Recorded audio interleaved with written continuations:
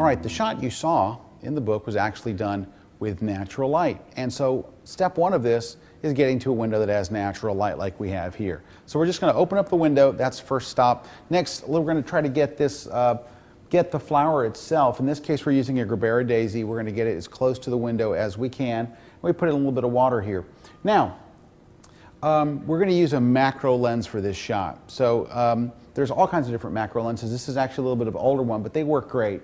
But there's a couple things you want to know about working with macro lenses.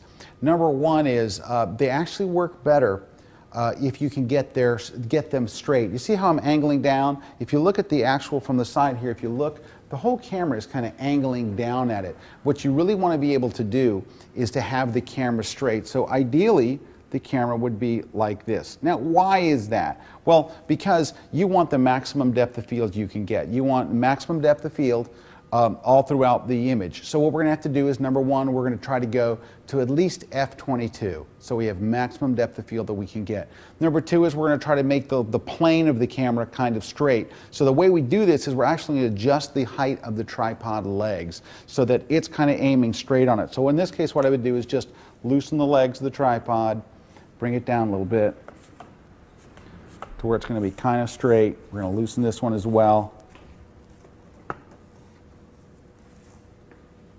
Get it kind of straight.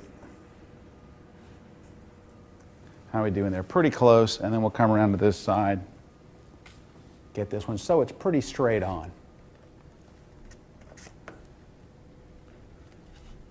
That's about the hardest time I've ever had actually straightening my legs. There we go, pretty straight on. Now that we're there, you can get very, very close. It's a macro lens. You can get really, really, really close. But I'm using the Westcott pop-up background. Now, for the one that you actually saw in the book, I actually just bought a piece of felt. I actually went to the local fabric store and I bought a yard of just black felt. What's nice about felt is it absorbs light.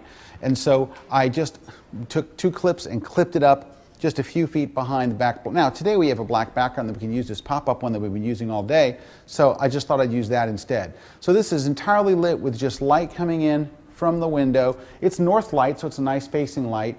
And then all we're going to do is we're going to kind of just aim at one part of this, because this is a close-up lens, this macro lens. And it's also a zoom, so I can kind of zoom in and get where I want it to. Now, one thing that you want to do with this, you must shoot on a tripod for macro shots. Any tiny little slight movement is going to make a difference. Also, if you have a cable release, I would definitely attach a cable release to make it so you can trigger it by pressing a shutter button. What if you don't have a cable release with you? Or what if Brad isn't standing by with a cable release like he's not standing by with one right now? Then here's what you can do. You can actually go into your menu and set it to do a self timer. And then when you press the shutter button, it's going to beep for a few seconds and take the shot for you. So what are you looking for in your exposure? Well, just like any other time, we want to make sure that we don't have any kind of blinkies or highlights or like that, and we don't. And there's nothing much really to do here except for now come up with some interesting compositions. Hey, look, Brad not only has 1, but 2, all kinds of different remotes. Okay. So what this allows us to do, thank you, Brad, what this allows us to do is to actually control when we take the shot. It's just a simple plunger, plugs into the camera, ka-chow, we'll shut it off, rather than having to wait the 10 seconds. So, speaking of that, I have this, the default setting on most cameras is 10 seconds for the self-timer. You can go into the menu and change it to 2 seconds or 5 seconds. I always set mine at 2 seconds because I'll use this for landscape shoots because I always forget these things. When I have my full camera bag, it's always in there. I don't always sometimes I take just throw a couple of things in the bag and roll. And when I don't have that, then I know I can use the self-timer. So here, let's go ahead and assign this or attach this to the camera. If you pop off the front, there's a little rubber stopper on the front of the camera, and we're just going to screw it right in there. There we go, right in the side here. Just pops right in there. Screw it on tight. Now you can take it back to regular mode so we don't have to worry about firing it, and now we can fire it. So now we can just focus. Take your hands off the camera once you get it where you want it. And this is an autofocus lens, so we're going to let it focus a little bit, figure out where we want things. And I actually think I turned off the focus ring here. There we go. There we go, nice. And snap a couple of shots. And you can get back off a little bit.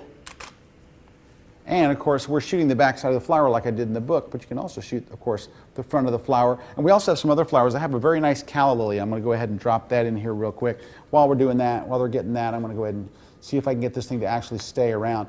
Since the bottom of this is going to be out of the picture, I could put a piece of gaffer's tape to just hold the front of the flower there, because it's not going to, let me see if I can get David to grab some gaffer's tape, because you can see it doesn't want to stay. It longs to go another way. But we'll get it, I'll hold it right there, and David's going to put a piece of gaffer's tape on that right there. Oops, let me just turn it back this way. Look at that. Amazing how compliant flowers come when they have a gaffer's tape. And let's go ahead and get a shot over here. Very nice. All right. Now we can get really, really tight on this. I'm going to really, really zoom in. You can see that the petals, when you focus on different areas, are going to go right out of focus. Let's kind of go over to the side here. There we go. One part's in and one part's out. That's that super shallow depth of field. And we've done a lot of things here to kind of keep things in focus. You can see the plane has changed a little bit. I should probably raise this up just a hair for some of these shots. Let me move to the other side here and just focus right in there. All right, so that's how easy that is. Let's go ahead and bring in the calla lily. We're going to swap out the gerbera with the calla lily here. And we're going to keep some gaffer's tape handy just in case. I'm going to let this one kind of fall this way. And actually, Brad, if you'll take the whole table and move it to the left a little bit. I mean, I'm sorry, your other left. Sorry. I said left and pointed, and I actually want to move the other way. There we go. I'm going to back up a little bit. So it looks like it might be just a little tall. But what I can do is I can adjust the height of the camera. So I'm going to go ahead and pull these legs back out again. Much better. Now I just have to straighten it out so it's kind of straight. And then let me see what we've got as we zoom in and check out our calla lily. Trying to get right on the edge. Sometimes it has a hard time focusing when it's not right on the edge. All right, nice. Now again, I'm keeping an eye on the highlights to make sure nothing blows out. Let me just turn this a little bit more towards the camera. I'd like to be able to shoot kind of into it if I can. A little bit more interesting angle. Rather than moving the whole camera rig, I'll just move the flower. How's that? Something like that. So I'm kind of shooting right. I'll take my little bit of gaffer's tape, just tape it right on there like that. And then make sure that it's nice, tight. Come around. Oh, that's a much better view. There we go. You can back off a little now and get a shot. There we go. Something like that. Okay, so there's just a couple of little tips on doing macro photography using natural window light. A very, very easy setup. And keep those couple of things in mind about the level of this, the f/22, and using your plunger instead of your camera, because you're going to try to minimize camera shake. That's going to be one of the most critical things, because this is all about focus and keeping the image from moving.